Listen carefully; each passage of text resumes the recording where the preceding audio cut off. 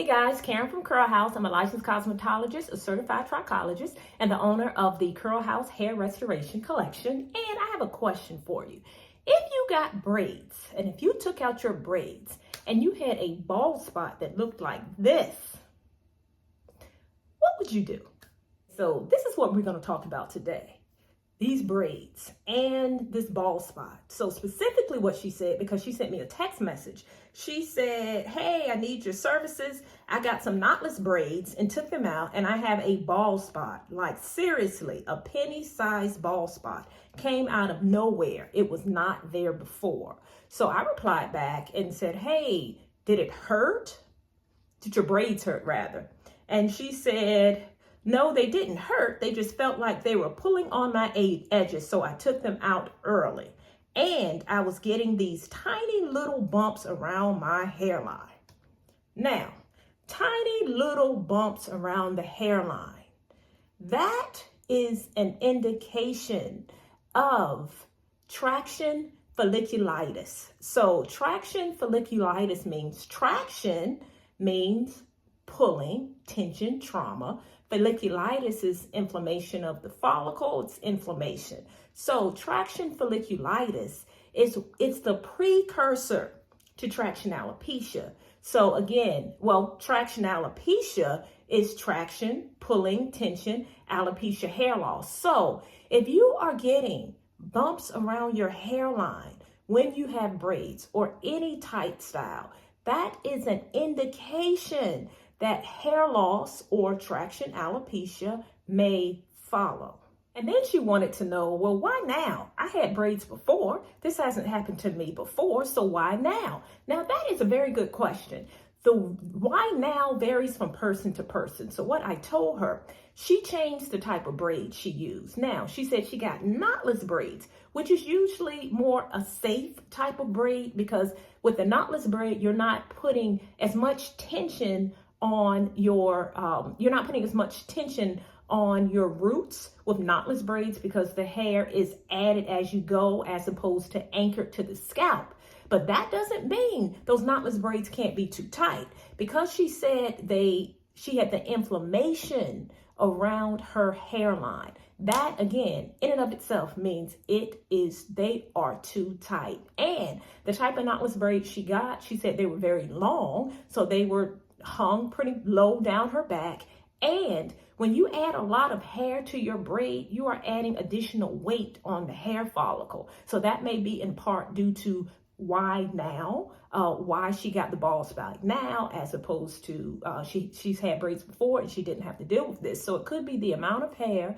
It could be the braider doing it too tight. But again, y'all, the indication that you may be dealing with some hair loss is if you're getting those tiny bumps. That is like clear indication. And I know most of us have probably had braids before and we grit and we bear it and we take it because we want this hairstyle. We paid $200, $250 for these braids. So we gonna grit and bear it. We're gonna take Tylenol. We're gonna do whatever we need to do for this soreness to wear off.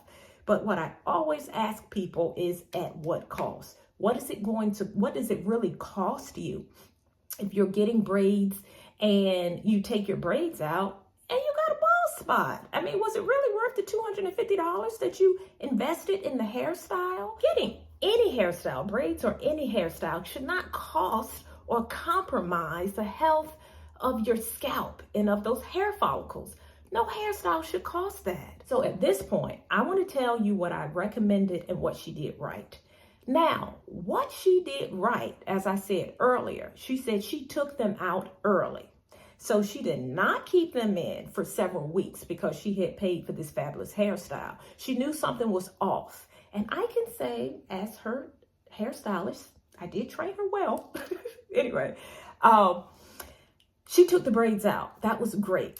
And then number two, I recommended that she immediately start to apply the Curl House Follicle Stimulating Growth Drops to that area, to that bald spot that has been inflamed. And let me tell you why. Let me give you an example.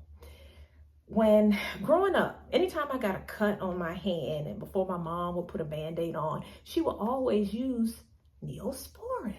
So even now, I cut my finger last week, and my husband put a Band-Aid on. I cut it pretty severely.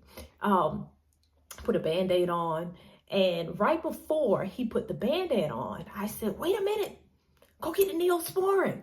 So he went and got the Neosporin and put it on my finger, wrapped it up. It's all good.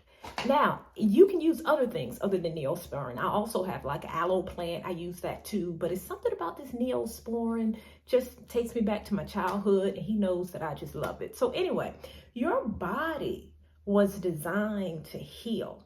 So the inflammation on the scalp from her braids being pulled out or my cut, it would have healed on its own, even if I didn't put any Neosporin on it, or even if I didn't put a topical product on it. But what topical products do, they aid in that process. They speed it up. It makes it feel better, right? So it's the same thing when you are applying some topical products. I know with my product, it has ingredients in it that help to reduce the inflammation, right? And that is what you want if you are dealing with inflammation like folliculitis, what she was dealing with, a bald spot. She said her scalp was tender. You can apply a product that's going to help soothe the scalp, help to reduce the inflammation, and help to speed up the regrowth of the hair. So that is why I encouraged her to use the Curl House Follicle Stimulating Growth product, to use the Curl House Follicle Stimulating Growth drops for that very reason. Because quite frankly, if you're dealing with hair loss, if you have a bald spot the size of a penny the way she does, or any type of bald spot, you want that hair to regrow as soon as possible. And that is what these drops do. They help to regrow the hair as quickly as possible. So that is why, again, I encouraged her to use the growth drops. That is why I encourage you, if you are dealing with a traction alopecia, for example, first thing you do is take the style out that is causing the inflammation. That's number one. And number two is to apply a topical product that's going to help with regrowing the hair, reducing the inflammation, soothing the scalp so that your hair can regrow quicker. All right, so I don't have an after picture. So I will do a follow-up video because this is a conversation I had with her like last week. I just wanted to hop on YouTube and share this with you so that you will know what to do if you are in this situation. Take the style out and apply something topical. And one last thing, whatever you apply topically, make sure you massage it in. So I'll throw that in as number 3. Massage the product in, because that scalp massage also helps to increase that blood flow to the scalp. That scalp massage will also help with the cellular regeneration so that your hair will regrow. Okay, y'all, so if you are someone who is interested in learning how to maximize your hair growth through wellness, through lifestyle practices, not just through the use of products, but if you want to take a holistic approach to healthy hair, I encourage you to join my waitlist for my health and hairness program that will be launching soon. I will pop a link up above. You can join that waitlist if you want more information. And I hope you enjoyed this video. If you did, please give me a thumbs up and subscribe to my channel so that you do not miss a video. And until we talk again, stay fabulous.